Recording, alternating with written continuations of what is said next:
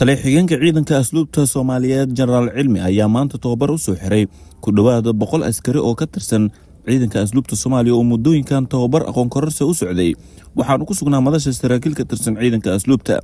Tababarka ayaa lagu baranayay dhowr iyo 10 qodob oo la xiriira qaanuunka ciidanka. Waxaa madasha ka hadlay madaxa qorshaha tacliinta iyo tababarada gaashaanle sare Axmed Xasan Maxamuud iyo Generaal Maxamed Xuseen Axmed kaaliyaha taliyaha ciidanka asluubta Soomaaliya. waxay markaasi faahfaahin ay ka bixiyeen tababarkan iyo muhiimadda uu xambaarsanaa. tababarkaas aad amarteen waxaa loo qorsheeyey inay ka soo qayb galaan 144 xubnood oo isugu jira wiilal iyo gabdho. waxaan gelinay in aan u furno tababar isugu jira 2 qaybood, mid garoonka ah iyo mid galaaska ah. garoonka waxay ku qaateen gaadhi iyo jimicsi si qofka markuu askari yahay jirkiisu u dhismo. qofku haddii maskaxda laga dhiso wuxuu noqdaa qof barito dadka iyo diinta anfaca haddii ilaahay gelinayo wixii loo sheego. duruus aan isleenahay way anfacayaan ciidan ahaan iyo baadaan askarinahay. duruus aan isleenahay way anfacayaan oo looga baahan yahay ninka ciidanka asluubta inuu ku shaqeeyo.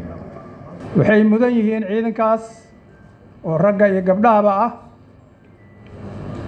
sharaf iyo mudnaan iyo qadarin oo ay ku muteysteen siday ugu soo diyaar garoobeen xilliyadii loo baahnaa inay qaataan waxbarashadooda.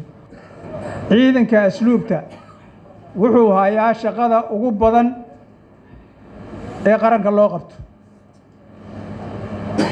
waana loo unkay. booliiska wuxuu soo qabtay ciidanka asluubta imaanaya, xoogga dalka wuxuu soo qabtay ciidanka asluubta imaanaya, nabad sugidda hawshay qabato ciidanka asluubta imaanaysa, maxkamadda waxay soo go'aamisay ciidanka asluubta u imaanaya. hawshaas dhan ciidanka asluubta looga baahan yahay.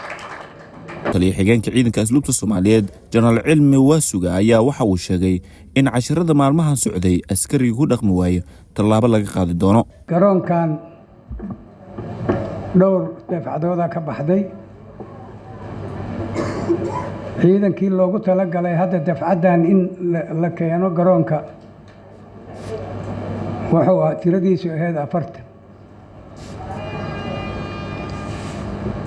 haddana ciidanka maanta loo xirayo ka soo baxay waa 60 iyo googo.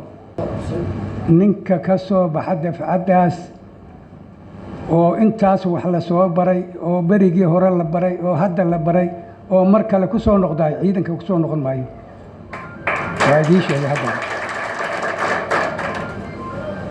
ha isku dayina inaad wixii leedku keenay meesha aad ku noqotaan. ha lees ilaaliyo. wax qori karinoo waa akhri karin isagana waa bannaanka. war wax akhriyo buugaan meesha iska yaaliyo qalin intaa qaato dadkoo dhan baa wax wada yaqaana. nin walba ninka la ag fadhiisto ii sheegday ceeb maahe waxbaad baranaysaa.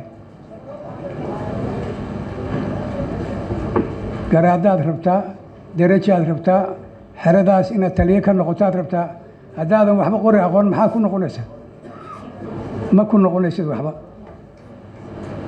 wiil yaroo wax yaqaana ku dhaafayo oo meesha kala qoraya. maalin kasta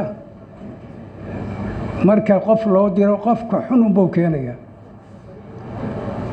wax fiican markii la qaadanayana kii fiicnaayuu keenaya. adiga yaan lagaa tegin oo mid kaloo agtaada la wada. Axmed Cumar, warbaahinta qaranka, magaalada Muqdisho.